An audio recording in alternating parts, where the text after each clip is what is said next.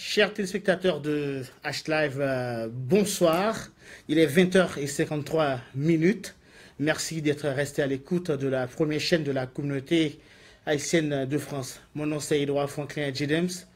Ce soir, j'ai l'honneur et le plaisir de recevoir dans notre débat du jour un jeune, mais il est bourré d'expérience. Il est issu de la 50e législature. Il s'appelle Abel Descollines, à qui nous disons bonsoir sur le plateau de H-Live. Bonsoir Abel. Bonsoir James, bonsoir à tous les téléspectateurs de la première chaîne d'info en France, de la communauté française. Alors j'allais dire communauté haïtienne, mais toutes les communautés, puisque je crois comprendre c'est une grande chaîne de télévision. Merci. Le plaisir est pour moi d'être là, donc merci de m'avoir convié à cette émission. Merci beaucoup, merci d'être là, merci d'avoir accepté cette invitation. Malheureusement, on devrait également avoir un autre grand homme dans cette émission, c'est le député Gassadeva, pardon. Il a dû peut-être eu un empêchement, il ne peut pas être là, mais nous lui faisons quand même un coucou au passage. En tout cas, la petite conversation, je n'appelle plus ça débat, que nous allons avoir ensemble sera très édifiée, puisque je sais que vous allez donc apporter beaucoup de choses, beaucoup d'éclaircissements dans le paysage de la politique haïtienne. Et aussi, nous allons parler de l'environnement, du social, de la sécurité, plein de choses dans quelques instants dans cette petite conversation sur le plateau de H-Live. J'aimerais donc que vous nous présentez-vous aux téléspectateurs, puisque moi personnellement je vous ai connu comme un journaliste. Je vous ai écouté pendant longtemps sur différentes stations de radio comme la Radio Galaxie et j'en passe. Alors parlez-nous un petit peu de cette belle carrière journalistique. Mais écoutez, d'abord il faut commencer par le commencement et je suis né à Mirbalais dans le plateau central. Le plateau central fait partie de ce qu'on appelle en Haïti le Grand Nord. Le Grand Nord, oui. C'est à la fois le plateau central, l'Artibonite et le département du Nord, pour ne citer que ces régions-là. J'ai été à l'école primaire dans un premier temps dans ma ville natale, à Mirbalais, avant de rejoindre mes parents à Port-au-Prince, là où j'ai terminé mes études classique au lycée Toussaint l'Ouverture, pour ceux qui connaissent Port-au-Prince. Bien sûr, bien sûr, bien sûr. Et une partie de mes études universitaires, d'abord côté théologique, j'ai été à l'école théologique de Bolos, dans la commune de Carrefour, et à la faculté de droit de Port-au-Prince. J'ai aussi fait des études, notamment en journaliste par correspondance à Bruxelles, un institut qui s'appelle Institut Universalis. J'ai commencé une carrière de journaliste en 1995. J'ai travaillé dans plusieurs médias à Port-au-Prince, notamment Radio Céleste FM, Radio Guinan et Radio Galaxie, là où j'ai travaillé pendant 4 ans. J'ai quitté Haïti en 2000 pour rejoindre la France, et là où j'ai étudié et travaillé en même temps, et là où j'ai fondé une famille. D'abord, comme journaliste, j'ai eu à travailler comme pigiste à Radio France Internationale, le service international, et j'ai intégré dans un premier temps Paris 1 Sorbonne, où j'ai initié des études de droit. Mais une année après, j'ai laissé pour rejoindre Paris 2 Sorbonne, Assas, Institut français de presse, puisque des amis m'avaient conseillé de continuer mes études dans le domaine de la communication. Donc là où j'ai fait des études de communication niveau maîtrise à Paris 2, Institut français de presse. J'ai fondé, comme je disais, une famille, donc je suis marié, père de trois garçons. Félicitations. Merci. Et Steven Fredo. Voilà. Je suis retourné en Haïti en 2008, à la demande d'un ancien Premier ministre qui répond au nom de Jacques-Édouard Alexis. Il est des Gonaïves, de l'Artibonite. Puisqu'au moment où j'ai travaillé comme pigiste à Radio France Internationale, il y avait une conférence des bailleurs en faveur du développement d'Haïti qui se passait à Madrid, en Espagne. Et j'ai été à Madrid pour couvrir cet événement, là où j'ai rencontré M. Jacques-Edouard Alexis. À l'époque, il était ministre. Il était Premier ministre. Premier ministre, tout à fait. Voilà. Et on s'était parlé, bien évidemment, je n'avais pas sollicité M. Jacques-Edouard Alexis pour un job. Mais comme on se parlait, donc il savait que j'avais fait des études en communication politique. Et à son retour d'Haïti, où il exerçait sa fonction de Premier ministre, donc il avait besoin d'un conseiller en communication politique, d'un responsable de communication.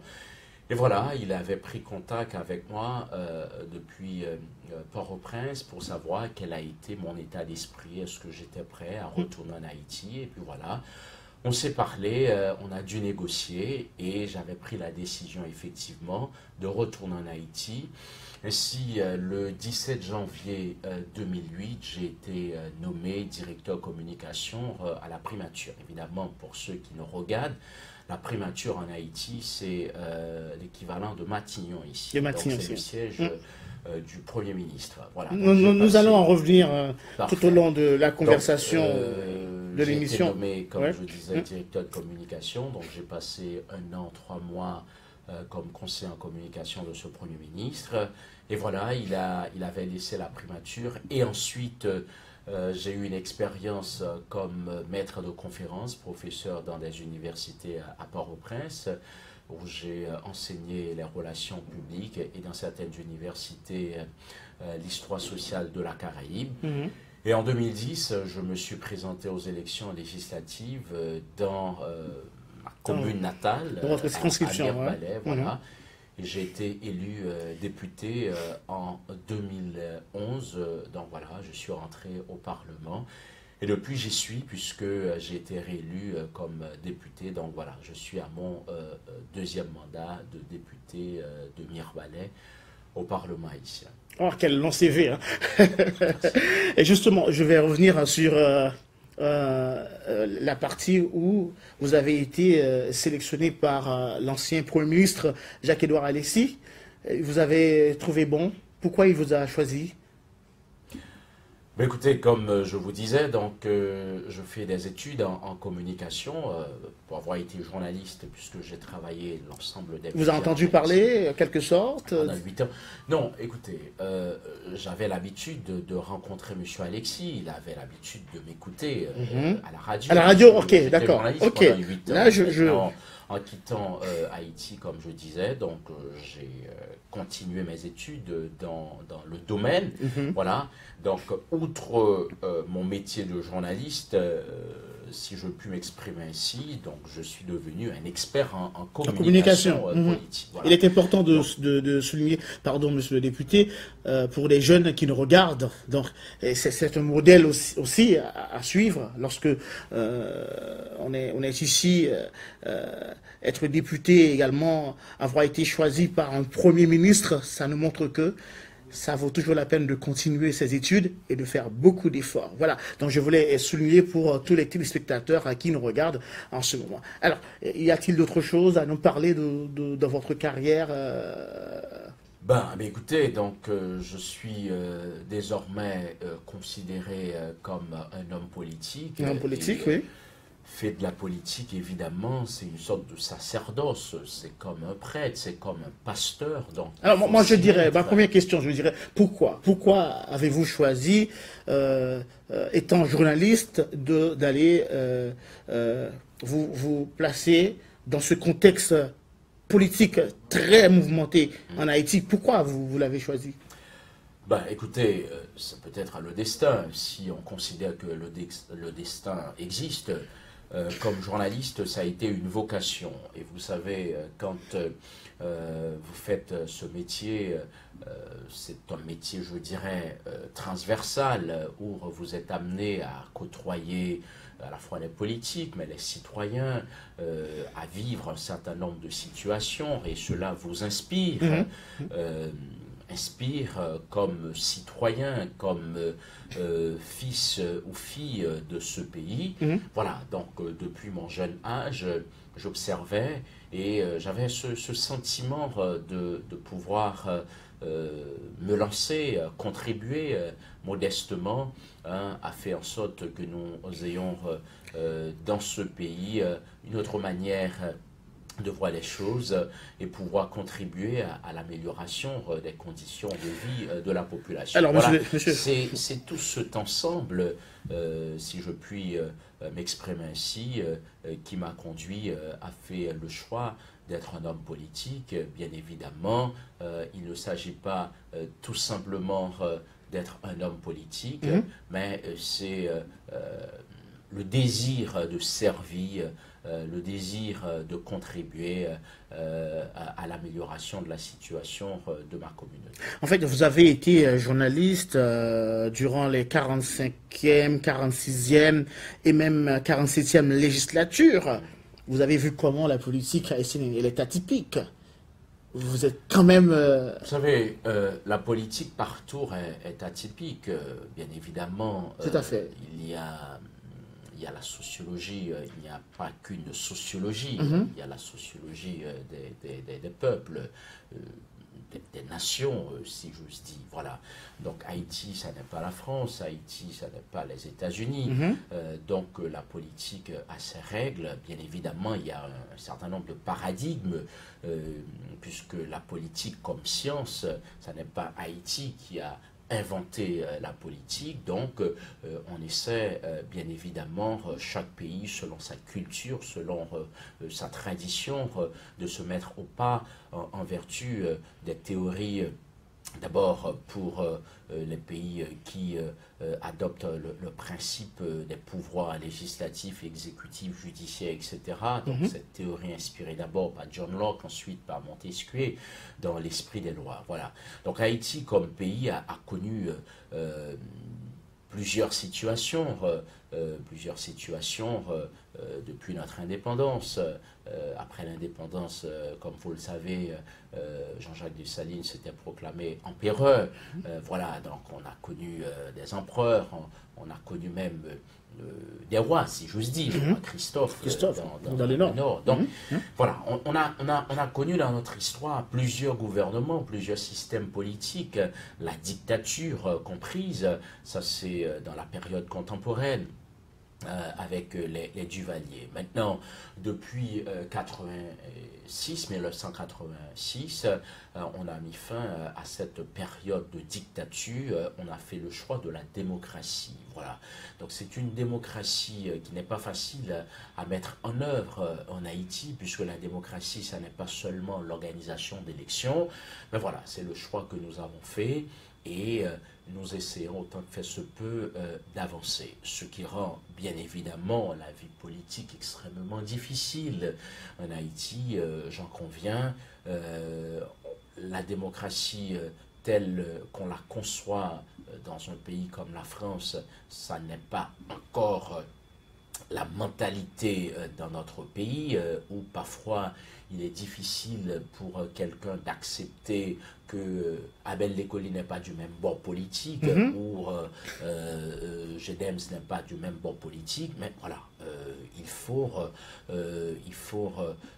que celles et ceux qui acceptent de se lancer dans cette bataille aient le courage d'avancer, puisque les nations, quelles qu'elles soient, ont connu des situations difficiles. La France, qui est une grande démocratie, qui est un pays mais vraiment ancien en termes d'existence. Voilà, la France a connu première, deuxième, troisième République, quatrième République, jusqu'à cinquième République, et on a vu comment c'était difficile, comment la France était instable lors de la troisième, quatrième République. Donc voilà. Alors ça fait plus de 30 ans quand même qu'on essaie d'instaurer, d'intégrer cette démocratie en Haïti. Mais pourquoi jusqu'à présent, cette démocratie a du mal à s'implanter dans le pays? Pourquoi, selon vous? Vous savez, 30 ans dans l'histoire d'un pays, c'est rien du tout. C'est rien du tout. Mais cela dit, 30 ans, c'est quand même 3 décennies. Si l'on se met à tirer en tout cas un bilan, moi je suis de ceux qui pensent effectivement que nous avons fait et que nous n'avons pas fait des efforts nécessaires. Hein. Alors, qu'est-ce qui manque à cette démocratie? Qu'est-ce qui manque à cette... Les lois ne sont pas là, les principes ne sont pas là. Je ne dirais pas. Qu'est-ce qui manque à cette démocratie? C'est peut-être dans notre mentalité. Parce que la crise haïtienne, de prime abord, c'est une crise voilà, de comportement, d'attitude, c'est dans notre mentalité. Donc, nous n'arrivons pas jusqu'à présent à faire cette mutation dans notre façon de concevoir les choses, dans notre mentalité, comme je disais tantôt. Donc, je crois que à la fois, quand on parle de la crise haïtienne, on voit les politiques, les gouvernants, qui est tout à fait normal, puisque celles et ceux qui ont la responsabilité de gouverner, donc ils ont la responsabilité évidemment de tracer le chemin, de faire en sorte que ça aille mieux. Mais le changement d'un pays, ça n'est pas seulement l'affaire des gouvernants, ça n'est pas seulement l'affaire d'un président, d'un ministre ou d'un député, d'un sénateur, c'est tout le peuple, c'est toute la société. Alors, voyez-vous dans notre système politique, est-ce qu'il y a encore de vrais modèles dans le paysage politique d'Haïti? Alors, de vrais modèles, je pense que oui, il y a des modèles. Il y a des modèles. C'est peut-être des modèles qui se cachent. Mais il y en a qui se cachent. Qui ne se passent pas trop au grand public. Voilà, comme vous l'aviez dit tantôt, c'est tellement atypique la réalité politique haïtienne. Vous avez des compétences qui ont peur de se lancer. Il y a de la bonne volonté, il y a de l'imagination, mais parfois on se pose la question, on se heurte à des difficultés, parce que ça n'est pas facile de se lancer dans la politique. Moi, j'ai eu pas mal d'expérience. C'est pour cela d'ailleurs, vous l'avez fait en conseillant aux jeunes qui nous suivent, que ce soit ici dans la communauté ou dans notre communauté. Tout à fait. Mais je profite également de l'occasion, je le dis à chaque fois que j'ai l'occasion de parler d'Haïti aux communautés de la diaspora, de les inviter à faire le choix d'entrer en Haïti.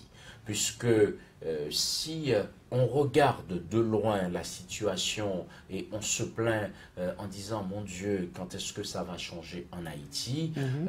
Je vous assure, ça ne va pas changer. Mais nous avons besoin des compétences, des gens courageux, de la bonne volonté pour se lancer, pour que justement ceux et celles qui ont une certaine idée de la gouvernance, de la Respublica, et puissent influer la situation en Haïti, puisque tant qu'on laisse le champ libre à ceux-là qui se sentent à l'aise dans le statu quo, ben ça ne va pas changer. Donc, moi, je me suis lancé dans cette carrière politique, donc je suis à mon 2e mandat. Donc j'essaie... Vous avez été élu à 53, je crois, 3% des voix. C'est cela. Donc c'est presque la moitié de la circonscription qui vous a choisi. Ouais, qu'est-ce que vous comptez faire pour cette circonscription? Alors, déjà, il faut identifier les problèmes majeurs de la circonscription. Tout à fait. Alors, c'est quoi les problèmes majeurs? Il doit y avoir des mi-balaisiens qui vous écoutent là en ce moment. Possible, oui. Et ici il y en a, donc je suis heureux de pouvoir les saluer. Les problèmes sont légion en Haïti, et ceci quelle que soit la région, quelle que soit la commune. Et très souvent on dit que tout est prioritaire en Haïti, et c'est vrai que tout est prioritaire. L'éducation est prioritaire, le social, tout est prioritaire, voilà. Pour ce qui est de ma circonscription, Mirebalais, pendant mon premier mandat, j'ai contribué évidemment à la faveur des démarches et surtout dans le budget. J'ai permis que Mirebalais a bénéficié d'un certain nombre de projets en termes d'infrastructures, Par notamment exemple. La construction d'un parc sportif pour permettre Aux jeunes voilà, de s'émanciper dans le sport. J'ai contribué également à ce que des zones aient de l'électricité. Il y a de l'électricité en ce moment à Mirebalais? À Mirebalais. À quel niveau? Alors, au niveau du centre-ville, mais dans plusieurs sections communales. Parce que ce qu'il faut savoir pour les téléspectateurs, centrale hydroélectrique Péligue se trouve dans le plateau central, dans l'arrondissement de Mirebalais. Alors, cette centrale qu'on appelle centrale hydroélectrique Péligue, c'est le plus gros projet en termes d'importance que Haïti ait jamais réalisé depuis notre indépendance. Alors, vous produisez combien de kilowatts Alors, cette centrale a été inaugurée en 1971. En 1971. Ça date. Ah, mais oui, Ah ouais, en 1971. Et à l'époque, on produisait entre 54 et 60 mégawatts d'électricité. Vous savez, un des problèmes que connaît Haïti, justement, c'est le problème d'aménagement, de réparation dans les infrastructures. Donc le fait que aucun travaux d'importance n'a été réalisé dans cette centrale depuis l'inauguration en 1971. Donc, la centrale est passée d'une production en termes de mégawatts de 60 mégawatts à seulement 15 mégawatts. Wow. Voilà. Wow. Maintenant, depuis... c'est un problème général en Haïti. Voilà. Depuis tantôt 5 ans, Dieu merci, avec l'aide de la coopération allemande, de la Banque interaméricaine de développement, une partie des fonds du Trésor haïtien. Donc, il y a des travaux qui sont engagés voilà, pour de réaménagement, réhabiliter tout à fait la centrale. Et à l'issue de ces travaux, on est à espérer entre 40 et 45 mégawatts. Donc, c'est pas encore effectif? Non, c'est pas effectif. Ça a commencé, il y a pas mal de retard justement dans les travaux. D'ailleurs, c'est une multinationale française, Alstom, qui est en train de réaliser cette... Donc très bientôt, on peut espérer avoir l'électricité, de l'énergie... écoutez, je veux bien l'espérer. 24 heures sur 24. Je veux bien l'espérer, mais Péligue n'est pas en capacité d'alimenter tout le pays. Alors, je parle quand même de la circonscription. Non, si c'est pour la circonscription, c'est même dépassé. C'est même dépassé. Oui, parce que la circonscription, en tour et pour tour, c'est à peu près 7 mégawatts. 7 mégawatts. D'ailleurs, qu'il en faut. Mais qu'il en faut. D'ailleurs, c'est à travers la centrale Péligue que des zones dans la région métropolitaine de Port-au-Prince reçoivent de l'électricité. La capitale de Port-au-Prince, Delma, Carrefour. À un certain moment, même Jacmel, dans le sud-est, était alimenté grâce à cette centrale. Voilà. Donc, si je comprends bien que vous faites beaucoup d'efforts dans ce domaine social.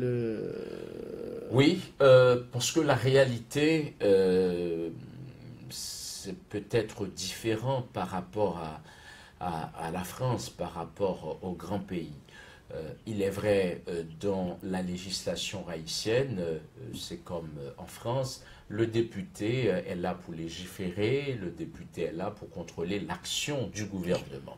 Mais la réalité étant ce qu'elle est en Haïti, le député ou le parlementaire est devenu, malgré lui, un agent de développement. Parce qu'il y a tellement de problèmes. Donc les gens ne conçoivent pas que le député est au Parlement pour voter ou contrôler, mais quand il y a des problèmes sociaux, monsieur le député est sollicité. Monsieur le député est sollicité. Et étant le représentant, puisque je le dis, être député en droit parlementaire, être député est aussi défini comme une sorte de courroie de transmission. Courroie de transmission entre la communauté que vous représentez et les instances de l'État. De l'État. Donc, Tout à fait. quand vous êtes sollicité par vos mandants pour un problème d'école ou de route ou d'agriculture, donc vous ne pouvez pas répondre, écoutez, ça n'est pas ma prérogative. Donc, ce qui fait que le député est censé être à cheval sur plein de choses pour aider justement à ce que sa circonscription puisse bénéficier d'un certain nombre de projets. Mais le travail du député, c'est aussi le vote des textes de loi qui sont proposés soit par l'exécutif, mais des initiatives parlementaires également. Alors, ça fait à peu près 100 jours depuis que le gouvernement de Moïse Lafontaine a déjà pris leurs fonctions dans le pays. Ils ont déjà essayé de faire beaucoup de choses. Par exemple, la caravane qui a déjà été dans l'Artibonite. Alors, quel regard, vous personnellement, que vous avez sur cette démarche, la caravane de Moïse ainsi que de M. Guy Lafontaine, le Premier ministre? Alors, mon regard, c'est que c'est un regard critique.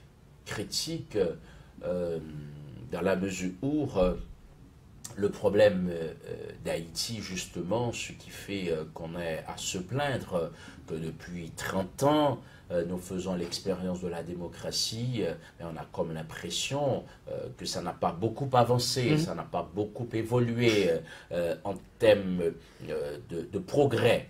Ah ben, une des raisons à cela, c'est le fait que les gouvernements successifs ont fait la plupart du temps de mauvais choix. Donc, ils agissent plus dans le conjoncturel, hein, en laissant de côté le structurel. Or, le problème d'Haïti, mon Dieu, c'est davantage le structurel. Le structurel, comment mettre en place de vraies institutions, de vraies politiques, ce qu'on appelle les politiques publiques. Donc, mon regard, c'est que oui, il y a un besoin en Haïti de relancer l'agriculture, puisque vous et moi, nous avons étudié, Haïti a été un pays essentiellement agricole du temps de la colonisation. Et c'est vrai, puisque on étudiait justement dans les livres d'histoire que du temps de la colonie, 8 Français sur 10 dépendaient des revenus de la colonie de Saint-Domingue. Voilà. Maintenant, pourquoi un pays qui a été considéré comme essentiellement agricole se retrouve aujourd'hui à quémander, à attendre tour de l'extérieur? Et surtout de notre voisin. Voilà, la République dominicaine, pour ne pas le citer. Maintenant, le problème, c'est que instabilité politique, dans un premier temps, mais un problème de gouvernance et de bonne gouvernance. Et quand je dis bonne gouvernance, c'est justement ce que je disais tantôt. Au lieu de mettre en place des politiques structurantes, donc on se contente justement des questions factuelles. Et malheureusement, le président de la République, Jovenel Moïse, s'est évertué dans cette même politique gérer le pays voilà, de manière conjoncturelle. Il a dit que son priorité est la relance de la production agricole. Mais c'était son cheval de bataille. Son cheval de bataille, bien entendu. Écoutez, moi comme citoyen, comme député, comme parlementaire, je n'ai absolument aucun problème. Sur le principe, tout le monde est d'avis qu'il nous faut relancer l'agriculture. Tout à fait. Mais de quelle manière? Voilà. Comment y parvenir? Ah ben, M. Jovenel Moïse s'est lancé dans une espèce de caravane. Et, à mon sens, et je ne suis pas le seul à l'avoir dit, c'est que relancer l'agriculture, ça n'est pas seulement une histoire de caravane, puisque une politique agricole demande plus que ça. Plus que ça. Du temps? Ben, ça demande du temps, Plus ça d'énergie. demande un projet cohérent. Et vous, comme journaliste, si je vous pose la question, avez-vous trouvé une documentation autour du projet du président, du projet agricole du président? Je ne pense pas que Que je l'aurais trouvé. vous ne l'avez pas trouvé. Parce que tout simplement, il n'y a pas de document jusqu'à présent. Il n'y a pas de projet. Or, un pays ne peut pas, une politique ne peut pas être mise en œuvre sans qu'il n'y ait un projet. D'ailleurs, il est dit, tout projet cohérent part du connu pour aller vers l'inconnu. Le connu, c'est qu'est-ce que vous disposez comme moyen, qu'est-ce que vous avez besoin pour réussir votre programme, pour réussir votre projet. Si vous ne les avez pas, comment allez-vous faire pour les trouver? Et l'inconnu, c'est les objectifs à atteindre. Donc, aujourd'hui, personne ne sait véritablement combien le président Jovenel aura-t-il besoin. Donc pour vous, il part dans l'inconnu, là. Voilà. Exactement. Combien aura-t-il besoin pour réussir son programme pendant ces 5 ans de mandat? Personne ne sait si les moyens existent. Donc, moi, comme député de Mirvalais, comme parlementaire haïtien, donc j'en appelle au président Jovenel Moïse d'être cohérent. D'être cohérent puisque le programme, un projet de relance agricole, comme je vous disais, ça demande de la cohérence. Relancer l'agriculture, donc c'est fait fructifier, fait produire les terres. Un des problèmes majeurs dans notre pays, c'est le problème du foncier. Or, rien n'a été dit par le président Jovenel. Et dans le département, l'Artibonite, où il a lancé ce programme, c'est la région dans laquelle où il y a plus de conflits terriens. Oui, ça on le sait. Voilà. Depuis des lustres. Voilà. Le président Jovenel entame son programme et il a fait le choix de la production de riz dans l'Artibonite. Et là encore, je parle d'incohérence dans la mesure où un des produits qu'on importe le plus aujourd'hui en Haïti, c'est le riz. Et la production de riz dans l'Artibonite a connu la crise qu'elle a connue, qui fait que on n'a pas eu la production escomptée pendant des décennies.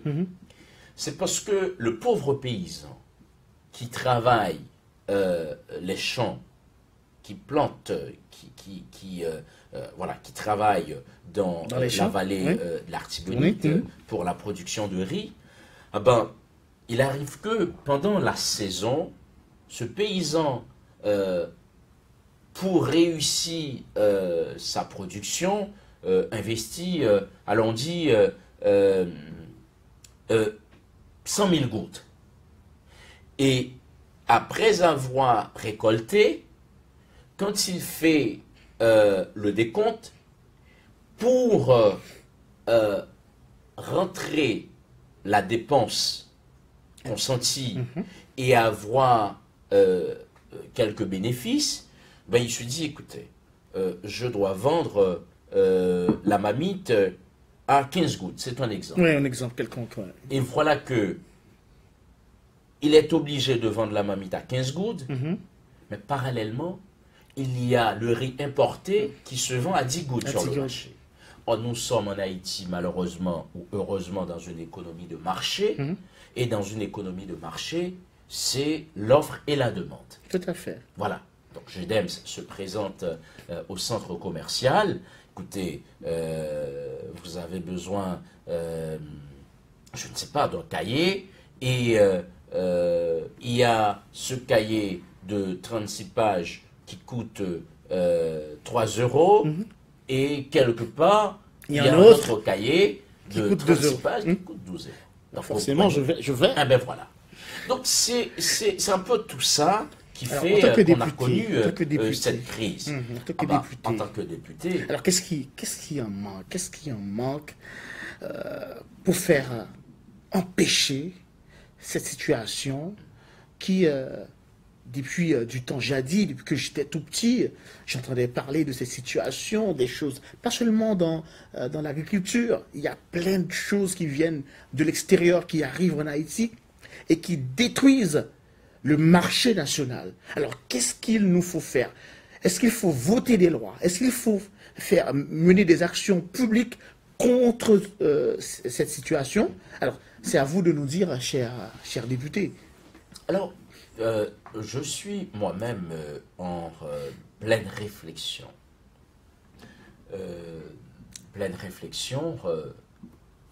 Puisque Haïti ne vit pas en autarcie. Haïti a ratifié un certain nombre de traités, de conventions et des accords. Donc, nous nous sommes engagés. Forcément. Hein. Le constat, nous ne sommes pas le seul pays au monde à avoir signé, à avoir ratifié les accords. Alors moi, ce que je constate, et c'est cette réflexion à laquelle je me donne, Haïti, nous subissons les traités, les accords, les conventions auxquels nous sommes liés. Mais pourquoi nous subissons ces accords, ces conventions? Parce que nous n'avons pas fait des efforts nécessaires pour que, sur le plan de la politique intérieure, nous puissions mettre en place des mécanismes pour éviter que nous soyons victimes de ces accords, de ces conventions. Tout à fait. Voilà. Ah ben, il y a deux postulats. Soit que Haïti prenne la décision de sortie de ces accords, comme l'a fait Monsieur Donald Trump concernant l'accord de Paris, de sortie de l'accord, très mauvaise décision. Entre guillemets. Mais sortie de l'accord ou d'une convention, ça n'est pas chose facile. Et parfois, il n'est pas bon de sortir d'une convention à laquelle vous vous êtes engagé et d'autres pays s'est engagé. Ouais. Voilà. Et surtout lorsque nous sommes à pénurie de beaucoup de choses, de première nécessité, nous devons rester un petit peu plus sur le riz, puisque la question du riz, ça pose beaucoup de problèmes ces jours-ci. Et dans un cadre national et même international, nous avons appris qu'il y a une quantité de riz qui a été déversée quelque part à Pétionville, si je ne m'abuse pas, et que la population s'en est livrée à tue-tête afin de pouvoir subvenir aux besoins de leurs enfants et de leurs familles, etc. Alors, personne n'a rien dit, sauf qu'il y a un communiqué qui a dit de ne pas seulement consommer ce riz, mais personne jusqu'à présent ne nous dit rien. Pourquoi ce riz avait-il été déversé là où il a été déversé? Et qu'est-ce que contient ce riz pour que la population ne pouvait-elle pas non plus s'en consommer? Écoutez, ça a effectivement défrayé la chronique, cette histoire de riz déversé un peu à tort et à travers dans la capitale, zone de Port-au-Prince. C'est un problème de l'État, dans la mesure où ce riz qui a été déversé, ben écoutez, certains disent ce sont des importateurs. D'où vient-il déjà? Voilà, qui ont déversé parce que dans la transportation, le riz aurait été submergé par l'eau de mer. Voilà, ça c'est une version. Il y a une autre version qui laisse croire que le riz était emmagasiné quelque part et c'est des dons qui ont été faits à notre pays après le passage de l'ouragan Mathieu. Voilà. Maintenant, je dis c'est un problème de l'État, puisque même le gouvernement n'est pas en mesure de dire quoi que ce soit. Voilà, de dire quoi que ce soit. Donc, moi, je pense que c'est voilà. l'irresponsabilité et c'est très grave, je dirais même c'est gravissime. Et c'est pour cela d'ailleurs que moi j'exprime parfois des positions différentes d'un qualifie d'opposition et j'assume puisque le président Jovenel Moïse et ce gouvernement disent vouloir mettre en place voilà, des structures pour des questions de renseignement. Voilà. Alors, vous en tant que... Je dis oui sur le principe, mais on constate en dépit du fait que le gouvernement, via le ministère de l'Intérieur, a sollicité du ministère des Finances il n'y a pas longtemps un décaissement de 100 millions de gouttes pour des questions de renseignement. Et voilà, quelques semaines après, un riz est déversé dans la capitale et on est à attendre jusqu'à présent des clarifications du gouvernement. Voilà. Donc, lorsqu'il y a des irresponsabilités de ce genre de la part du gouvernement, alors vous, en tant que député, que faites-vous Alors, dans le cadre du pouvoir de contrôle du Parlement, quand il y a une situation qui demande des explications, dans le cadre de la procédure parlementaire... Vous êtes capable d'interpeller le... Oui, alors, oui, trois possibilités. Soit on invite le ministre concerné pour avoir des explications, soit on le convoque, soit on interpelle le ministre ou le gouvernement. Directement. Voilà, directement. Maintenant, c'est comme dans le système parlementaire ici, étant donné que dans le régime politique... au Parlement, il faut qu'il y ait une majorité et une minorité. Voilà, la majorité qui soutient le gouvernement. Maintenant, on peut convoquer ou interpeller un ministre, mais si la majorité n'a pas d'avis d'accorder un vote de censure à ce ministre, il restera en poste. Il restera en poste. Avez-vous entendu parler de riz plastique qui circule en Haïti? J'en ai entendu parler, oui, ça fait un certain temps. Et qui d'autre en a entendu parler? Est-ce que le gouvernement... Le gouvernement, c'est tellement vrai. Le gouvernement a été interpellé justement sur cette question. À ce sujet? Oui, alors interpellé par au niveau du Parlement, dans les médias et par un certain nombre de parlementaires. Et je crois savoir que le ministère du Commerce avait... mis en place un service d'enquêteurs et au thème de 3 mois, ces enquêteurs ont présenté un rapport arguant qu'il n'y avait pas de riz plastique. Ça n'existe pas. Haïtien. Ça n'existe pas vraiment. Ce dont je ne suis pas certain, mais je vous fais écho de ce rapport-là qui a été remis au ministre du Commerce. Donc on peut continuer à consommer du riz sans problème? Il me semble, selon le ministère actuel. Alors, est-ce que le ministère de la Santé, comme vous venez de dire, s'en est-il, pardon, le ministère de la Santé. Le ministère qui devrait s'en occuper? Normalement, les deux. Les deux, puisque c'est une question de santé publique. Santé publique. Mais étant donné que la commercialisation, la vente des produits relève de la compétence du ministère du Commerce, donc c'est le ministère du Commerce, comme je vous ai dit, qui avait mis en place cette commission d'enquêteurs.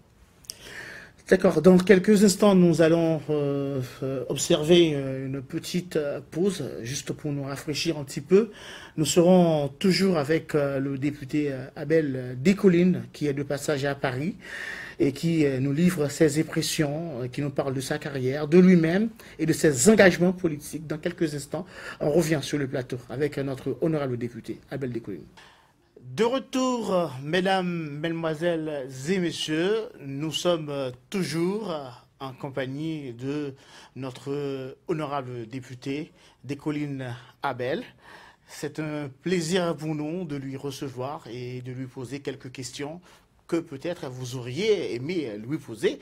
Mais entre-temps, nous allons vous donner la parole au 01 48 22, non, 01 48 12 53 65 afin que vous-même, vous puissiez lui parler en direct sur le plateau de HCLAV. Alors, rebonsoir, cher député. Rebonsoir, James. Voilà, nous sommes encore là pour parler avec vous de la situation socio-politique d'Haïti. Mais je vais revenir sur quelque chose que vous m'aviez dit. Vous m'avez dit que vous étiez donc le porte-parole de la commission du gouvernement durant le mandat de M. Michel Martelly, c'est ça? Non, pas du tout. Pas du tout. Dans la législature précédente, effectivement, je faisais partie du PSP, bloc Oui. parlementaire pour la stabilité. Effectivement, lors du quinquennat de Michel Martelly, je faisais partie de la majorité. Voilà, je faisais partie. Vous n'avez pas été élu sur le parti, avec le parti de PHTK, non? Alors, mon premier mandat, non, le parti s'appelait l'AVNI. Pourquoi je dis s'appelait l'AVNI? Parce que le parti n'est pas fonctionnel. Effectivement, pour ma réélection, j'ai été réélu comme député Du PHTK. sur la bannière du parti PHTK. PHTK. Donc, je reviens parce que je voulais savoir si, entre-temps, vous n'aviez pas soutenu le programme de Jovenel Moïse, puisque Jovenel Moïse représentait la continuité de ce parti. Alors, c'est une bonne question. Alors, ce qu'il faut comprendre, j'ai été réélu comme député sur bannière de PHTK et M. Jovenel Moïse, effectivement, était candidat alors sur la bannière de PHTK. On savait se parler, se rencontrer en plusieurs occasions. Il a organisé des meetings dans mon département, dans ma circonscription. J'y ai participé. Et maintenant, avec ce qui s'est passé, les problèmes dans les élections de 2015, les élections présidentielles ont été annulées. Et voilà, on avait maintenu les élections législatives. Donc, ce qui fait que je suis rentré dans la 50e législature, alors que on était amené à réorganiser les élections présidentielles. Et entre-temps, il était question d'organiser des élections partielle pour renouveler le tiers du Sénat. Et tout en étant député, j'avais pris la décision avec mes mandants, mes concitoyens, de me porter candidat au Sénat pour le plateau central. Et lorsque je suis réélu comme député, quelques mois après, j'ai quitté le parti PHTK, puisqu'il y avait des désaccords profonds entre moi et le directoire de ce parti à l'époque. Voilà, donc j'ai quitté le parti politique, j'ai expliqué les raisons. Maintenant, étant donné que j'avais pris la décision de me porter candidat au Sénat, donc il fallait trouver un autre parti politique. Ainsi, j'ai été aux élections sénatoriales avec le parti KID, donc Convention Unité Démocratique. Et voilà, c'est dans cette période-là, je n'étais pas un opposant au candidat à la présidence Jovenel Moïse, mais pour éviter toute confusion à l'époque, puisque j'étais candidat au Sénat sur la bannière du parti KID et le parti PHTK avait un candidat au Sénat dans le même département Donc, j'avais pris la décision de mener ma campagne comme candidat au Sénat et de ne pas endosser un candidat à la présidence. Et que pendant toute la campagne, à chaque fois justement, qu'on me posait la question, j'ai répondu en paraphrasant Charles de Gaulle qui disait l'élection c'est la rencontre d'un homme avec son peuple, c'est la rencontre d'un citoyen avec sa population. Étant donné que moi j'étais candidat au Sénat et M. Jovenel était candidat à la présidence, donc voilà, il faisait sa campagne, il faisait flèche de tout bois pour susciter l'adhésion et moi de mon côté, donc je faisais œuvre qui vaille comme candidat au Sénat. Donc je n'ai pas fait campagne ouvertement pour M. Jovenel Moïse, mais je n'ai pas fait campagne contre lui non plus. Okay, voilà. Ça se comprend. Nous allons prendre un appel tout de suite au 01 48 12 53 65 H-Live. Bonsoir. Oui, en fait. H-Live, bonsoir. Oui, bonsoir. Oui, bonsoir. Bonsoir. Ou capable d'intervenir, soit en créole ou en français dans l'émission. D'accord. Je voudrais poser une question Est-ce qu'on peut nous augmenter le son, s'il vous plaît? Oui, c'est bon, vous m'entendez? Nous attendons qu'on y a. Okay. C'est comment on relève déjà qui peut te coûter H-Live? Oui, moi, m'a coûté H-Live Pierre Fit. D'accord. Ouais, c'est Pierre Fit, hein? Merci, bienvenue, Clovis. Nous attendons des questions. Hein. Ouais, est-ce que... Moi, je voulais poser une question à la députée. Hein. Est-ce que, par exemple, on parle de démagogie dans le gouvernement place là, dans la mesure où ils mettaient une caravane de changement, ils parlaient de l'agriculture et tout, tandis que, par exemple, à Léogane, toute terre constructive, terre arabe, il y a construit sous eux. Moi, des avis députés. Merci beaucoup, Clovis, et député à parler pour nous, Maître Accouché. Merci beaucoup. Alors, vous avez bien compris la question? Alors, j'ai bien compris la question. Je remercie l'auditeur Clovis de Pierrefitte qui a posé la question. Alors, moi, j'ai utilisé en maintes occasions le thème démagogique pour parler du programme du président Jovenel Moïse, mais ça n'est pas sur cette problématique-là. Mais là, effectivement, c'est un élément important, la question que vous avez posée. Bien évidemment, il n'y a pas que à Léogane.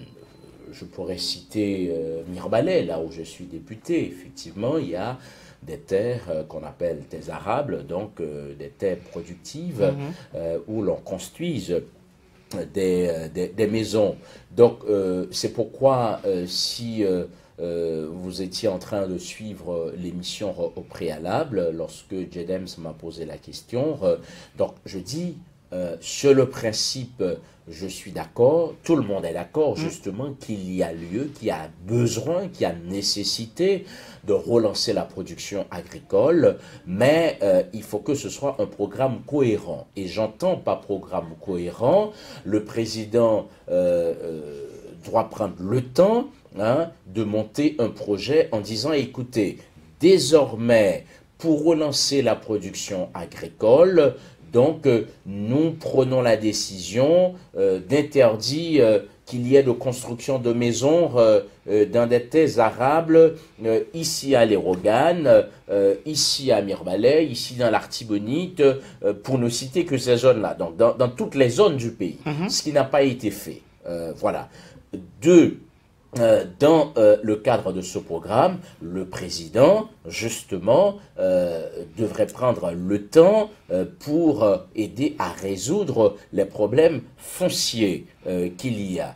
Trois, relancer le programme, c'est également prendre le temps en disant, écoutez, on va avoir besoin d'irriguer tel nombre de périmètres dans l'Artibonite, dans le plateau central, à Léogane, dans le sud, dans la Grand'Anse.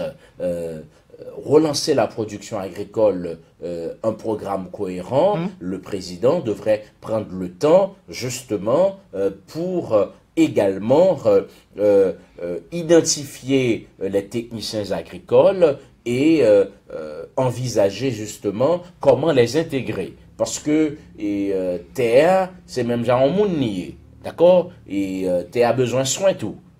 Tu as besoin de soins tout, on monde malade, là à l'hôpital, mais qui est-ce qui pour prendre soin de la terre? Ce sont les agronomes, ce sont les techniciens. Donc voilà, le président n'a rien fait de tout cela, mais aussi un programme cohérent pour relancer l'agriculture, c'est prendre en compte les problématiques, les changements climatiques, les bassins versants, etc.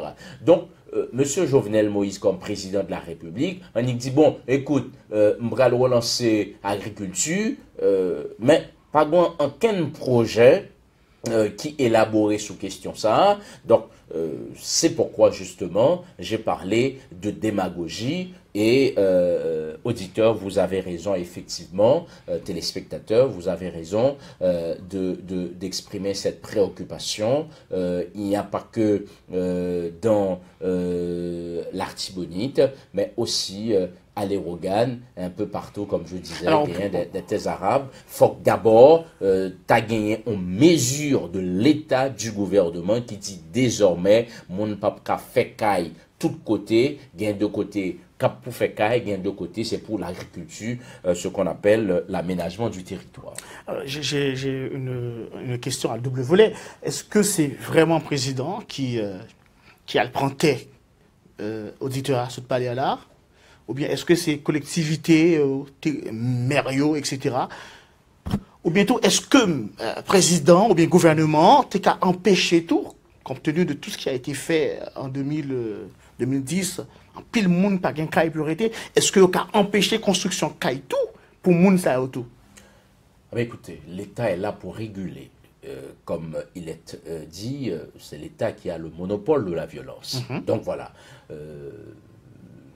Et c'est pourquoi d'ailleurs il est écrit la démocratie c'est la dictature des lois. Donc président comme chef de l'État, comme garant de la bonne marche des institutions, écoutez,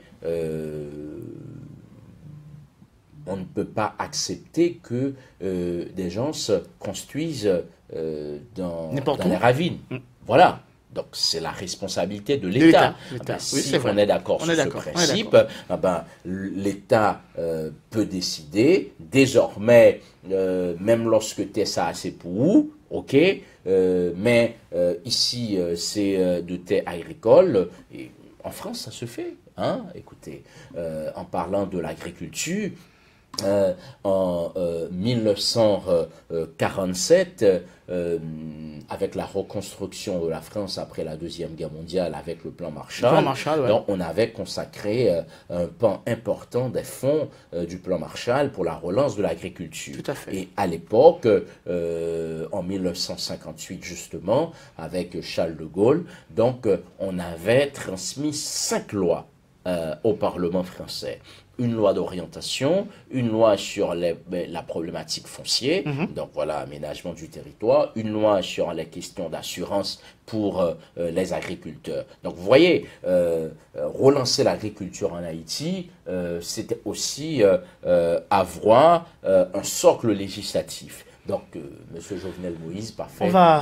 Merci, cher député. On va prendre un autre appel au 01 48 12 53 65. H-Live, bonsoir. Bonsoir. Bonsoir. C'est comment relais qui côté ou regarder nous tout? Moi, relais Pierre-Louis m'habitait dans le 91 à Vidéo. D'accord. Ou écoutez nous dans le 91. Vous êtes capable de poser député une question et après la répondre. Une bonne question. Je vais plusieurs questions, mais pour avoir médiation seulement. Merci beaucoup. N'attendez. Monsieur député. Madame monsieur député, qu'il a fait nos faveurs pour chaque haïtien qui est dans le pays, qu'on branche l'électricité la caille, nous vivons pour nos carreaux. Merci beaucoup pour la question. Vous pouvez raccrocher. J'ai plusieurs questions, mais c'est celle ça me répondre. Moi, c'est pas pour tout ce qu'on a besoin d'un critère de qui n'a gagné, s'il vous plaît. Nous, en 2017. D'accord, merci beaucoup pour cette première question. Et peut-être après, au capable relais-nous encore si il y a une possibilité dans l'émission. Alors, cher Décolline Abel, le cher député, alors vous avez bien entendu la question en fait. Oui, j'ai bien entendu la question. Alors, on parlait de cela tout à l'heure. Très bien. Alors, l'auditeur qui a appelé est quelqu'un, j'imagine, de très avisé, puisqu'il vit en France, il est dans le 91. Il sait pertinemment que celui qui participe à cette émission est un député, donc je ne suis pas président de la République, je ne suis pas président d'Haïti, ni ministre. Ni non plus le Premier ministre. Le Premier ministre. Donc, déjà, vous avez posé la question à un député. Ce n'est pas ma responsabilité immédiate pour répondre, pour vous dire, écoutez, vous aurez de l'électricité demain dans votre région, je ne sais pas où vous venez d'Haïti, donc ce n'est pas ma responsabilité immédiate. Néanmoins, la question que vous avez posée a toute son importance, puisque c'est un problème sérieux en Haïti. Alors, voilà ce que je peux vous expliquer, auditeurs, téléspectateurs, vous qui avez posé la question, mais également ceux qui s'intéressent à la réponse. Il y a possibilité, justement, que tout le monde ait de l'électricité en Haïti. Il y a possibilité, il y a une question de volonté, mais il y a aussi une question de responsabilité. Donc, volonté et responsabilité. Les deux, hein, à la fois. Pourquoi je dis cela? C'est que nous sommes quand même un petit pays en termes d'espace géographique, 27 700 km. Voilà que durant ces 10 dernières années, on a reçu pas mal d'assistance qui pouvait nous permettre de donner plus d'électricité à la population. Et ceci, je fais allusion au Venezuela avec le président Chavez, qui a fait don à notre pays de plusieurs générateurs, mais on les appelle le terminal. À Carrefour, dans la commune de Carrefour. Source d'énergie. Source d'énergie. Voilà. Mais il se trouve que l'État, le gouvernement, le pouvoir central n'a pas assumé ses responsabilités dans la gestion de ces infrastructures. Mais non seulement le gouvernement central n'a pas assumé ses responsabilités, mais il y a eu une sorte de connivence. Il faut parler du gouvernement précédent. Du gouvernement précédent. Des gouvernements précédents, tout à fait. Il y a eu une sorte de connivence, entre les pouvoirs politiques et certains membres du secteur privé. Où des contrats colossaux ont été signés avec des firmes privées pour faire quoi? la distribution du courant électrique dans certaines régions du pays. Disons, on n'est pas contre qu'il y ait effectivement des contrats avec des firmes privées pour la distribution du courant électrique. Mais force est malheureusement de constater que ces contrats ont été signés, l'État a versé de fortes sommes d'argent et que le résultat n'y est pas. Donc ces firmes-là n'ont pas produit véritablement de l'électricité. Donc, moi, comme citoyen haïtien autant que vous, mais comme parlementaire, donc le débat actuellement, c'est demander à ce que le pouvoir central assume ses responsabilités. Et là, moi, je salue l'annonce, ce n'est qu'une annonce du président Jovenel qui dit vouloir renégocier ses accords avec ses firmes privées.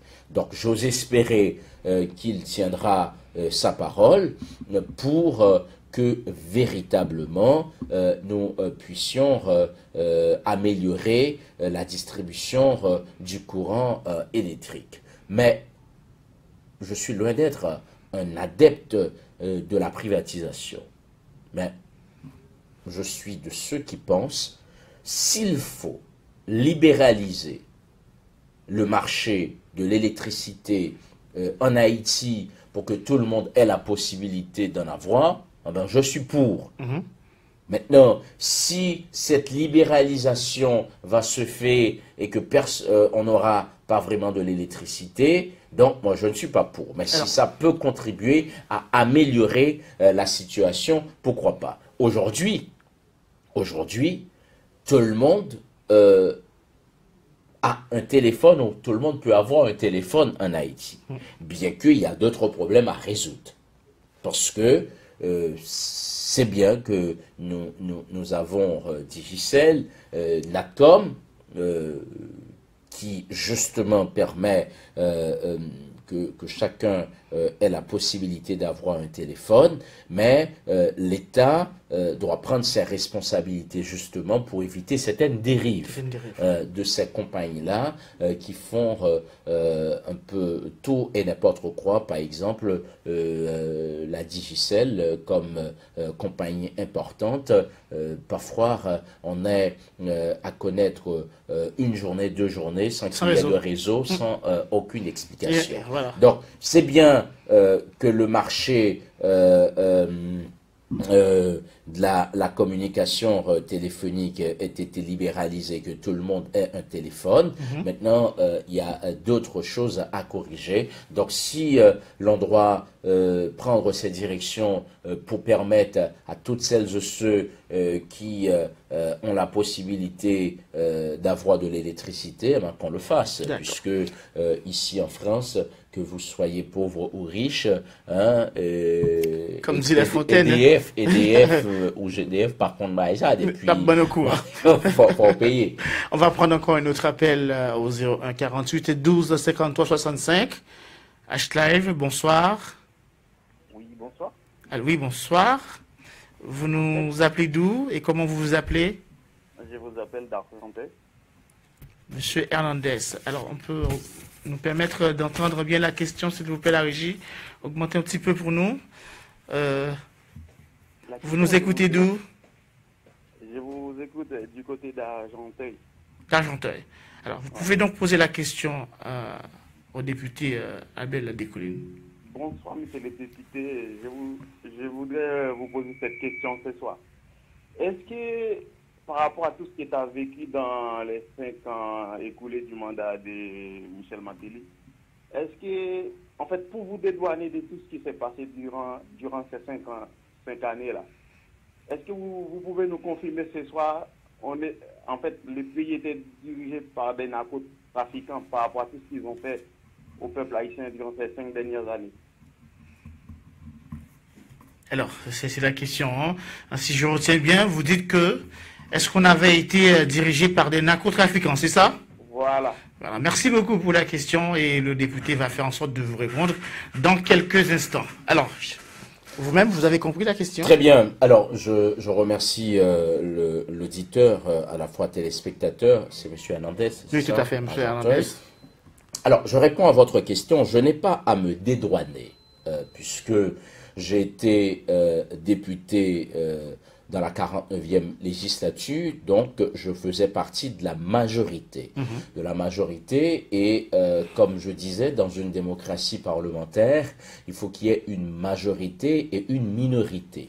Moi, j'avais fait partie de la majorité parce que je voulais justement avoir des projets pour ma circonscription. Maintenant, est-ce que le fait d'avoir fait partie de la majorité, j'avais cautionné tout ce qui avait été fait sur l'administration de Michel Martelly?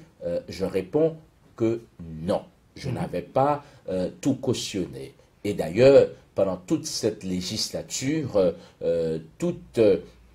en ayant été membre de la majorité, j'ai été amené en maintes occasions à dénoncer, à exprimer mes désaccords par rapport à un certain nombre de choses. Et comme vous le savez, si l'on prend le cas par exemple ici en France, François Hollande était président de la République, les socialistes étaient majorité à l'Assemblée nationale. À un certain moment, il y a eu les frondeurs. Voilà. Donc, ils n'ont pas claqué la porte du Parti socialiste pour autant, mais voilà, ils ont exprimé des désaccords. Ah ben, moi, j'avais en mêmes occasions exprimé des désaccords. Maintenant, est-ce que je peux confirmer que le pays a été dirigé par des narcotrafiquants? Quand même, je n'ai pas ni les éléments pour dire cela, puisque vous en conviendrez, Hernandez, ça n'est pas à moi de désigner qui est trafiquant de drogue, qui ne l'est pas. Dieu merci. Alors peut-être qu'il fait référence à Guy Philippe. Je ne pense pas. Guy Philippe n'était pas au gouvernement de Michel Martelly. Donc ce n'est pas à moi de dire qui est la seule personne qui avait fait actualité durant les mois précédents de cette situation qui avait été désignée et même arrêtée par la BLTS et aussi par la DDE, c'est Guy Philippe. Oui, ça c'est tout récemment. C'est tout récemment. Donc, vous avez été frappé par cette situation, par un collègue qui a été mis en cause dans une situation de drogue. Vous-même, personnellement, vous avez été frappé non, et sensibilisé par ce cas? Moi, je ne dirais pas un collègue. Alors, ma réaction, c'est celle que j'avais exprimée. Permettez que j'en refasse l'écho. Suite à cette arrestation de M. Guy Philippe et suite aux aveux de M. Guy Philippe, je disais dans la presse haïtienne comme réaction officielle que c'était une honte pour notre pays. Honte pour notre pays dans la mesure où ça a démontré la faillite ou l'irresponsabilité de nos institutions. Puisque M. Guy Philippe a été candidat, et pour être candidat, il y a tout un cheminement. Donc, il y a des papiers à obtenir d'un certain nombre d'institutions, et ils avaient tous ces papiers. Voilà. Et il y a le Conseil électoral qui est censé là pour juger, en tout cas, de l'authenticité et de l'éligibilité des candidats, et il a été reconnu éligible par le Conseil électoral. Donc je dis c'est une honte. Donc vous remettez en cause les institutions haïtiennes? Ah ben évidemment, parce que ils n'ont pas, si vous permettez, elles n'ont pas, ces institutions, assumé leur responsabilité. Maintenant, Monsieur Guy Philippe a fait des aveux. Donc voilà, c'est à Monsieur Guy Philippe de tirer les leçons de son implication dans le trafic de la drogue. Maintenant, je dis aussi, moi j'ai une position pour que les trafiquants de drogue soient jugés, soient condamnés à la dernière rigueur, mais la façon dont cela a été passé avait choqué plus d'un. Ce n'est pas le fait qu'il ait été arrêté pour trafic de drogue, mais c'était la façon de procéder. La façon de procéder, et là, je regrette que l'État haïtien, le gouvernement haïtien, n'ait pas pris des dispositions pour que ceux qui sont reconnus ou accusés, arrêtés comme trafiquants de drogue, soient d'abord jugés par la justice haïtienne. Et c'est pourquoi on disait justement, en parlant des produits qui rentrent à tort et à travers en Haïti, je disais que parfois nous subissons les accords, les traités auxquels nous sommes liés. Voilà que Haïti a signé un accord, une convention avec les États-Unis d'Amérique pour les questions d'extradition, et Haïti n'est pas en mesure de juger ses ressortissants avant de pouvoir les extrader. On va prendre un dernier appel avant de passer à d'autres sujets. Ashley, bonsoir. C'est bon? Oui, on vous écoute. Bonsoir. Vous nous appelez d'où? Oui, bonsoir. M'appelez à Sassel, sur 14 à 15.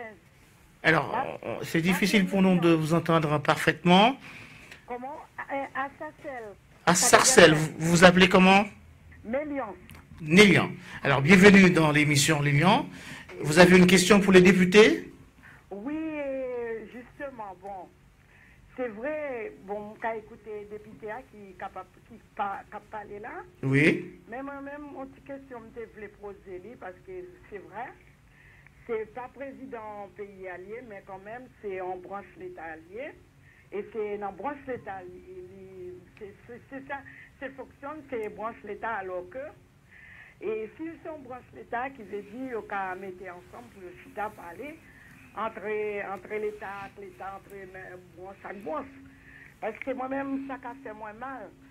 Et pour un pays, bon, c'est bon de créer pays, c'est vrai, mais si toutefois que en France ou bien en Guyane, quel que l'on soit à côté de moi, c'est bon de mettre. Même dans un pays qui est né, ça a fait mal au cœur, parce que ça fait longtemps que ça a duré. Pour me faire, pour me dire si je fais dans le pays, je vais aller montrer au côté que je suis né. Et bien, à cause de la période, c'est que je ne suis pas capable d'aller avec eux. Ni moi-même aussi, je la période, je ne pas aller. Alors, posez la question, en fait. Oui, parce que par rapport à la sécurité, moi-même, ça me fait qu'à demander à débuter.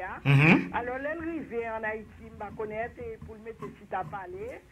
Et parce que bagay ça faut une solution. Des questions aéroport, les gens descendent à l'aéroport et puis voler eux même qui restent pas là-bas, par contre qui côté rester pour surveiller les gens qui a monté machine après pour suivre mon nom et puis après pour capable pour prendre toute bagaille mon après pour tuer mon nom. Ça c'est admissible, c'est pas bon parce que mon monsieur là qui est en Guyane. Eh bien, madame les gonfrelles qui mourit, eh bien, madame l'enterré frère, avec même yo sec, eh bien, on beau fil qui vient chercher la porte là, eh bien, beau fille a pas même, madame là, pas comme même enterré frère là, eh bien, yo tire beau fille là, yo suivent machine là pendant que monsieur a poulé, a tout tiré sous caoutchouc, mais quand même, il continue à pouler toujours. Eh bien, arrive un moment, il allait en Delma 24 devant, et pendant la poule toujours, il ballon balle. Il prend balle là, tout ça, bon Dieu, balle support, il roule, il arrive dans Delma 24. D'accord. C'est intéressant de nous relater les faits, madame, mais en quelque sorte, la question concerne la sécurité en Haïti, c'est ça? Oui, parce que moi-même, c'est ça, moi, qui est plus important. D'accord. Nous parlerons pour nous, député a parlé pour nous, pardon, et Mamadou pour raccrocher, et sous notre question, à reposer l'après dans l'autre partie émission. Merci du fait que vous avez participé. Alors, député Abel Descollines. Très bien. C'est une très belle question quand même. Oui, son question qui sensible, c'est en question effectivement que en pile monde a posé. Alors elle aime dire en pile monde, en pile compatriotes qui en dehors d'Haïti, qui très souvent t'avaient rentré, envie rentrer, mais ils ont gagné la peur. Et la Pérez, pour me reprendre la Pérez, créole là, ouais. Très bien. Mais c'est vrai, moi comprendre je comprends le monde qui gagne la Pérez. Mais, moi, vle di nous tout, pas quitter la Pérez là, envahit nous, c'est comme si, pour nous passons en trait rouge, à chaque fois nous avons envie font réservation pour aller à Haïti, pour nous dire, ah, nous pral mourir. Non. Moi, pas quoi que, pas pral, prend responsabilité ça, pour me dire nous, pas gain de problème d'insécurité en Haïti. Moi, conscient, gagne un problème d'insécurité en Haïti, et problème d'insécurité ça qui gagne en Haïti, les menacés ou les la frapper moun, c'est pas moun qui sont à l'étranger seulement. Moi-même, qui député, moi capable dire nous, moi pas ignorer ça. Et il arrive que parfois, c'est vrai, nous ne pouvons pas attendre ça arriver souvent, mais il y a le monde tout qui au pouvoir, qui condamne victime de ça, de insécurité. Maintenant, gagner insécurité, c'est vrai, mais le quotidien d'Haïti, c'est pas l'insécurité. C'est comme si gens en pile monde croient parfois, et c'est à la seconde, c'est à la minute, c'est une boucherie, Haïti. C'est une boucherie. Non, Haïti n'est pas une boucherie. Moi, et regrette, et vraiment désolé, il y a de cas comme ça, et qui arrivait, Jean-Madame n'a expliqué lui. Donc, ce qui fait que il y a plus d'efforts qui doivent être faits. Alors, question madame n'a été posée, c'est pour nous mettre tête nous ensemble, ça veut dire tout pouvoir. Oui, moi, et entièrement d'accord ensemble avec vous. Et moi, de ce côté-là, pas gagner vraiment division. Parce que les gains sécurité a tout le monde concerné. Et moi-même, moi, quoi que, ça qui fait problème, et moi-même, qui parle ensemble avec vous là, à la fois comme citoyen mais comme député, et je ne suis pas le seul, bataille qu'a mené en Haïti, et c'est parce que gon impunité. Parce que dans tout pays, il y a insécurité, madame. Dans tout pays, il y a des gens qui mourent. Mais moun ça qui fait zak là, il connaît, il doit connaître que le pape en paix. Il doit connaître 11 semaines après, 11 jours après, 1 mois après, il a besoin de ni et l'a condamné. Et c'est le cas en ce moment en Haïti? Et malheureusement, c'est pas le cas. C'est pas encore le cas. Okay. C'est ça que fait me parler de impunité. Donc, parce que par quoi Haïti pas gain plus bandit, pas gain plus volé que des pays en pile monnaie, que République Dominicaine, comme capable citer, que la Jamaïque, puisque statistiques y montré. Mais malheureusement, gagnant forme d'impunité, néguant parfois, soit sur motocyclette, ou sur machine, les fines et fait ça qu'elle fait, ou gagne l'impression, li tranquille. Donc c'est combat ça effectivement qui pour mener, pour que la justice, la police, prend responsabilité lorsque gagne de bandits notoires pour que yo capable arrêter pour que yo condamné. En tout cas, moi comprendre préoccupation nous, mais pas mettre dans tête nous tout puisqu'en pile fois Jean Nouvel yo arrivé joindre nous, pas mettre dans tête nous que c'est chaque seconde, c'est chaque jour ou bien les pour arriver Portland ou pas arriver la caillou, c'est pas toujours vrai. Moi crois que il y a un pile effort qui fait en ce sens, mais effort doit continuer fait pour que pas gagner de cas comme ça qui répété. Député Abel Descollines, ce matin, pendant ma préparée émission ça, moi permettre-moi écouter quelques stations de radio en Haïti. Et ça qui t'a évoqué, c'est niveau de insécurité en Haïti, côté que gagnant jeune docteur qui tape vivre aux États-Unis, qui rentrait, qui trouvait l'emmol, une jeune dame, et qui quittait le pays États-Unis, qui est entré en Haïti, qui a le travail, qui a le poté soin, et malheureusement, c'est la mort qu'elle t'a cherché, et ça a couru sur tous les réseaux sociaux. Et ça qui t'a fait nous mal dans la situation, ça, c'est que station de radio, ça fait qu'on est que, il y a un cas de d'une fillette qui s'est passé Carrefour, qui était moun qui était tué lio, qui était baillio. Actuellement, moun sa yo, ils sont relâchés par la justice. Qu'est-ce sont capables de dire nous de système judiciaire là en Haïti? Est-ce que ça va donner occasion pour moun yo même yo fait être justice en Haïti? Alors, c'est effectivement toute difficulté ça yo qui gagne et qui fait moins souvent prend le soin pour que moi dit avec tout le monde, surtout nos compatriotes dans la diaspora, l'important pour que nous impliquions davantage. Important pour nous impliquer davantage dans l'affaire paysan parce que gagner de monde qui censé là pour bailler justice ou bien qui là pour ta fait bagaille au marché, yo pas prendre responsabilité yo dans le pays d'Haïti. Mais bon bagay qui dit la nature a horreur du vide.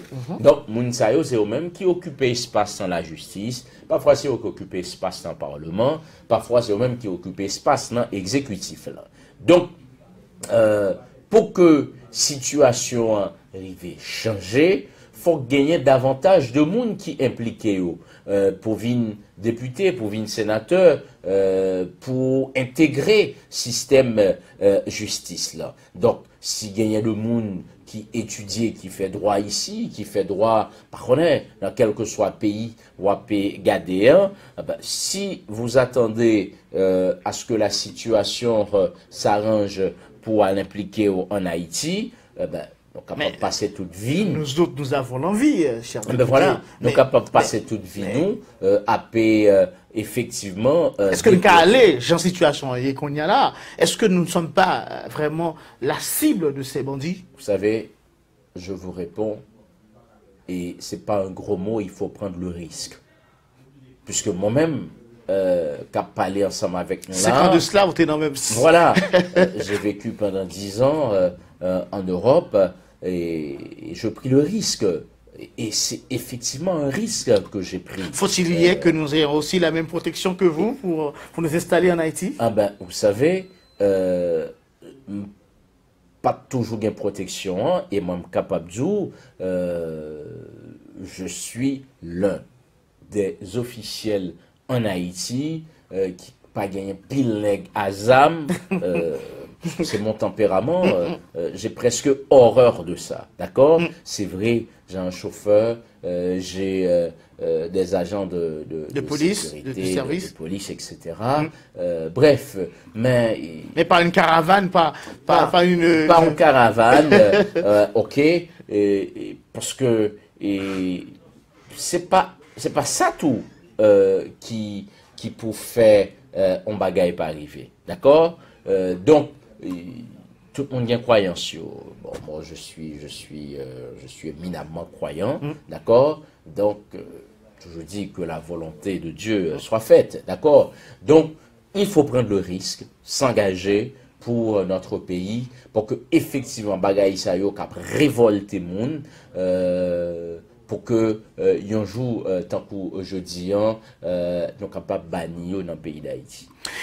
Député, il n'y a pas longtemps que le carburant a subi une augmentation et ça devient tellement pesant pour la population haïtienne puisque déjà c'était avec beaucoup de difficultés que la population arrivait à combler les fins de mois, etc. Même le jour le jour même. Et avec la montée du carburant, ça devient encore beaucoup plus inacceptable et impossible. Alors, devrait-il réellement que le gouvernement augmente le carburant? Non. On croit qu'il y avait d'autres possibilités pour le gouvernement au lieu... tire son épingle du jeu autrement. Au lieu de prendre cette décision. Alors, la réalité, c'est que le pays a besoin de l'argent pour fonctionner. Maintenant, Haïti, malheureusement, en dépit de ce qu'on dit, c'est un État-providence. Un État-providence. Et je m'explique, un État-providence, c'est que on peut compter combien sont-ils les Haïtiens qui payent chaque mois de l'électricité. On peut compter combien sont-ils qui payent de l'eau. Maintenant, d'un côté, on demande de l'électricité, mais... de notre côté, ils ne veulent pas en payer. Voilà, ils ne veulent pas en payer. Donc, voilà pourquoi nous devons, à un certain moment, se poser la question et se dire, oui, si nous voulons être un pays... Hein, c'est le serpent qui mord sa queue, alors. Voilà, un pays, donc il faut accepter, évidemment, de s'acquitter d'un certain nombre d'obligations. Il faut savoir ce qu'on veut. Voilà, donc il faut savoir ce qu'on veut. Maintenant, c'est le problème à la fois de l'État, problème de l'État, c'est le problème de bonne gouvernance, parce que parfois il y en a qui ont la volonté de payer, mais ils disent, mais écoute... si mon voisin ne paye pas. Non, mais non seulement le voisin, mais en regardant ce qui se fait au niveau de l'État, des gaspillages, tout ça, des gaspillages, voilà, donc ils n'ont pas vraiment envie de payer. Donc c'est pourquoi je dis, il y a une nouvelle révolution à faire. Et cette révolution, c'est d'abord mentale, dans notre mentalité. Je dis, comme citoyen, je veux voir mon pays progresser, je dois accepter de payer l'électricité, de payer les impôts, etc. Payer les taxes. Maintenant, ceux qui ont la responsabilité de gouverner comme député, comme sénateur, comme ministre, comme directeur, comme président, doivent se respecter. Doivent se respecter en disant, écoutez, cet argent, ce n'est pas mon argent, c'est l'argent pour faire fonctionner le pays, pour créer des infrastructures, pour donner de l'électricité. Voilà. Donc c'est cette révolution mentale, cette prise de conscience qu'on a besoin. Et voilà, nous sommes de ceux à se battre pour cette révolution. Donc il est important, là où vous êtes, que vous mettiez en tout cas ce que vous avez à mettre comme compétence, comme conseil et comme engagement, soit de l'extérieur, mais soit de l'intérieur. Alors, le cyclone Matthew a fait un ravage il y a de cela quelques 6 mois, si je ne m'abuse pas, surtout dans le sud d'Haïti. Ça a été vraiment une grande catastrophe. Au contraire, l'international avait même fait des reportages ô combien difficiles à regarder. Que pensez-vous en fait que le gouvernement devrait faire pour pouvoir se préparer le pays en vue de ces catastrophes naturelles? Puisque apparemment, nous avons appris que le pays se trouve dans un lieu où les cyclones se rencontrent toujours en Haïti. Alors que faut-il faire pour éviter un tas de catastrophes de ce genre en Haïti? Que faut-il faire? Que faudra faire? C'est effectivement instituer l'État et rétablir l'autorité de l'État. Nous avons effleuré un certain nombre de considérations, l'aménagement du territoire. Donc, puisque ce qui cause plus de dégâts lorsqu'il y a ces genres de catastrophes en Haïti, ça n'est pas, je dirais, l'intensité des ouragans, mais c'est le fait justement que nous avons un pays avec des constructions au rabais, des constructions qui sont mal faites et qui sont faites dans des endroits qui ne sont pas habilités à avoir les constructions.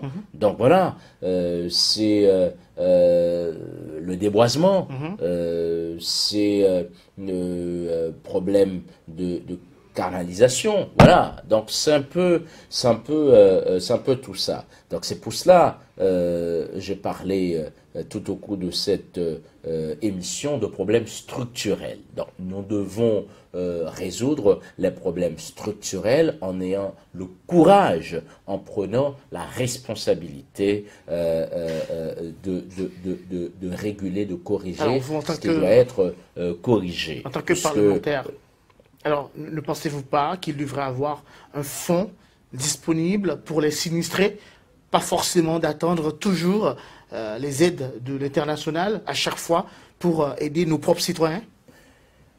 Écoutez, ça c'est une possibilité, mais je crois savoir qu'il y a ça. Mais la plupart du temps, c'est pas suffisant. Il y a dans le budget. Malheureusement, je ne peux pas vous faire voir les reportages. Oui, je connais, j'ai regardé un peu. D'accord, même. Et jusqu'à présent, il y a encore des gens dans le Sud oui. qui peinent encore de se rétablir. Dans le budget, il y a ce qu'on appelle une rubrique haute intervention publique. D'accord? C'est un fonds qui est là quand il y a des imprévus. Donc, oui. Ce genre de catastrophe. Mais c'est jamais suffisant. C'est jamais suffisant. Quand cela arrive, malheureusement, les dégâts sont tellement considérables.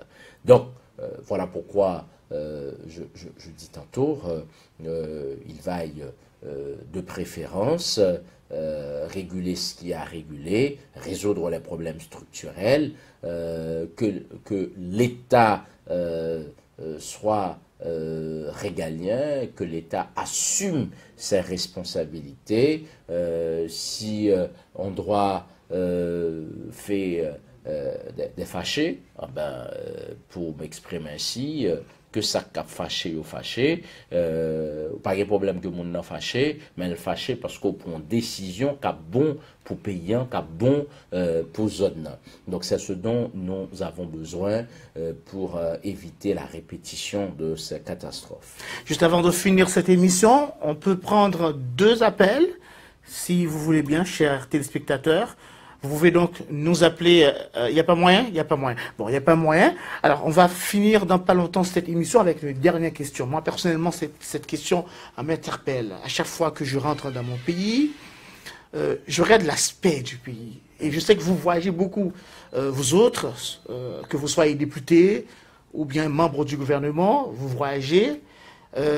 Vous aimez les grands pays, vous passez vos temps dans les grands pays, etc. Je parle pas de vous, mais je parle de l'ensemble des hommes politiques. Alors, lorsque vous rentrez en Haïti, alors il y a possibilité. Alors, un appel. Alors, HKV, bonsoir. Bonsoir. Alors, augmentez pour nous le son afin de recevoir confortablement ce dernier auditeur. HKV, bonsoir. Bonsoir. Oui, bonsoir. Qui doit écouter nous? Regardez-nous tout, pardon. Nous pas attendez. Dans le 91. Dans le 91, c'est comment il est? Pierre-Louis. Pierre-Louis. Alors, bienvenue Pierre-Louis dans l'émission. Apparemment, c'est la dernière personne que nous avons recevoir. Alors, on a écouté questions rapidement. Question tellement courte. Question beaucoup courte, c'est juste pas. Bonjour. N'a écouté où là? Bonjour, monsieur le député. Moi, je dis que ça problème est ou qu'a fait par comme on peut payer pour téléphone portable pour tout le monde qui est dans le pays. J'ai pas compris la question en fait. J'ai bien compris, oui. Vous avez bien compris la question? Le problème est dans Haïti. Vous devez faire payer comme mon téléphone portable pour payer. Parce que moi, si mon Haïti, vous avez téléphone. D'accord. Le député va vous répondre. Merci de votre participation. Oui. Bon, Pierre-Louis, moi remercie. Ou même quoi dans élément de réponse moi t'ai baillé déjà, et ça que fait me dit volonté et responsabilité. Donc, s'il y a la volonté, effectivement, donc il y a cette façon qu'on peut effectivement créer pour que tout le monde ait de l'électricité. En contrepartie, chacun qui aura bénéficié de l'électricité donc aura à payer. La proposition que vous avez faite en est une, effectivement, donc comme cela se fait dans d'autres pays. Donc quand vous avez un téléphone, pour que vous ayez des crédits, donc voilà, il faut avoir une carte prépayée. Donc, il y a effectivement cette possibilité que nous pouvons explorer en Haïti. On peut l'expérimenter. Voilà, afin d'avoir de l'électricité dans ce pays. Donc voilà, c'est une très bonne proposition. Voilà, je reviens sur ma question. En fait, je parlais de la qualité de l'environnement d'Haïti, puisque vous voyagez, vous voyez comment ça se passe dans les autres pays, vous regardez la beauté de toutes les rues, etc. Et lorsque vous sortez de l'étranger, vous arrivez en Haïti, il y a une différence récurrente et flagrante. Alors, comment pouvez-vous donc améliorer cette qualité de vie en Haïti par rapport à son environnement, par rapport à la beauté du pays et surtout de la capitale? Bon, je risque de répéter ce que je disais en reprenant un certain nombre de questions, l'aménagement du territoire. L'aménagement du territoire, puisque ce qui fait la beauté de la France, des États-Unis ou des autres pays, voilà, c'est d'abord l'aménagement du territoire. Donc, là où il y a des parcs, là où il y a les centres commerciaux, là où il y a des patrimoines à ne pas toucher, etc. C'est ce qui manque.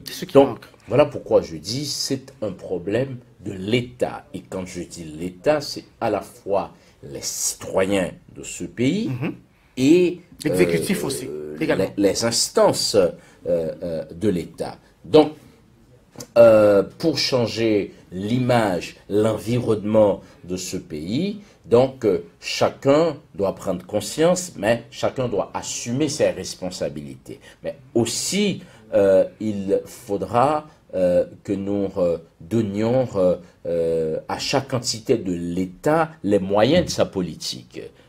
C'est ce qui nous manque également. Nous avons des mairies dans le pays. Parfois, vous avez des maires qui ne sont pas à la hauteur. Donc, c'est aussi ça. Mais parfois, vous avez des maires qui sont à la hauteur, qui ont la volonté, mais qui n'ont pas les moyens.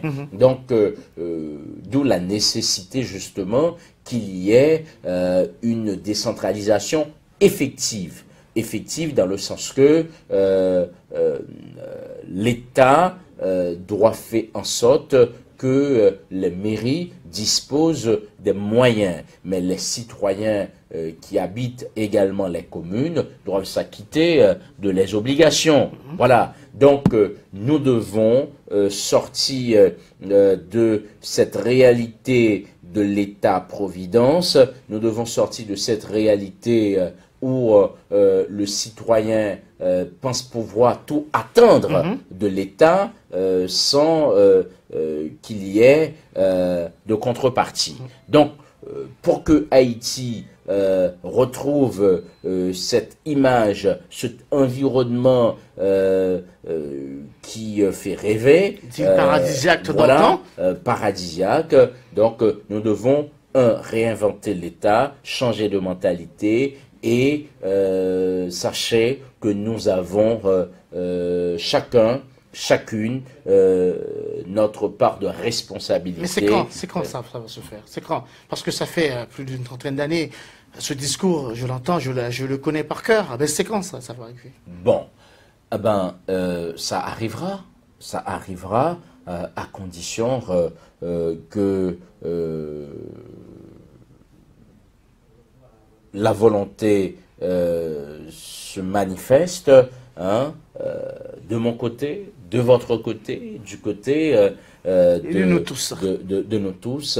Voilà, c'est ce dont nous avons besoin. Et puis fait en sorte véritablement que Haïti accorde le pouvoir à ceux qui ont la capacité, qui ont la volonté, puisque confier le pouvoir à quelqu'un comme député parce que tout simplement il est un proche parent ou parce qu'il est, je ne sais pas, un propriétaire terrien, ça ne fait pas de lui un bon député, mais ce qui fait d'un bon député, d'un bon sénateur, d'un bon président, c'est celui qui a la capacité, qui a la volonté et qui a surtout le sens de diriger, de gouverner. En parlant de capacité, je ne vais pas finir l'émission ça, pour ne pas poser une petite question en créole et qui est capable de faire tout. Ces derniers temps, parlementaires, dans pile blague qui fait sur eux.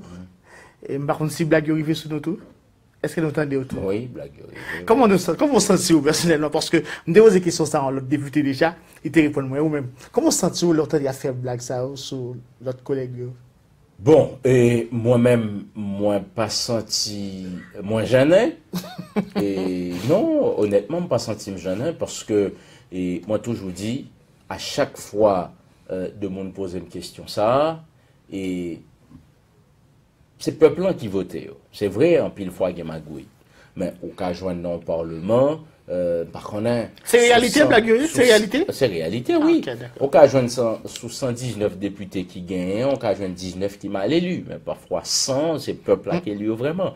Donc, à chaque fois, gagner de dérives de nègres qui parlent n'importe gens ou qui pas qu'à parler. Donc, moi, toujours fait appel avec peuple haïtien, pour que yo prenne sang yo pour yo choisir, pour yo pas choisir sous émotion, mais prend le temps pour choisir de monde qui est capable de représenter yo et qui est capable de représenter le pays. Mais à part la députation, est-ce que vous gagnez notre rêve?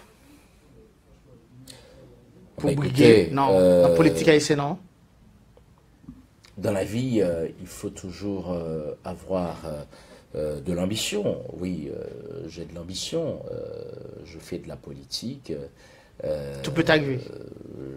J'enseigne. Voilà, donc tout peut arriver. Maintenant, être député n'est pas une fin en soi. Être sénateur n'est pas une fin en soi. Être président n'est pas une fin en soi. Mais il faut avoir de l'ambition et j'ai de l'ambition. Voilà. Merci beaucoup, cher député Abel Descollines, d'avoir répondu à notre invitation. Les téléspectateurs ont été servis avec des réponses bien précises et nous autres, nous pensons avoir fait le boulot.